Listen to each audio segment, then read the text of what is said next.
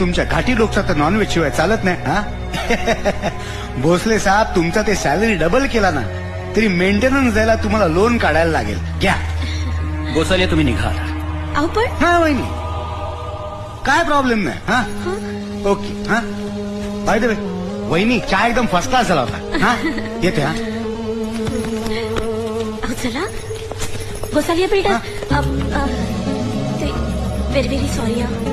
म्हणजे ठीक आहे वहिनी, ते साहेबाच्या डोक्यामध्ये हो मी जरा बघते. समजवते त्याला. हा नमस्कार. अरे,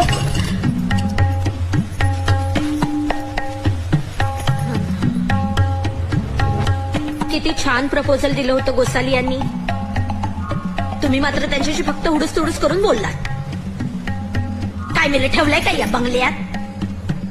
ते आपले शेजारचे कुलकर्णी गेले ना, त्यांचा बंगला विकून डोंबिवलीला.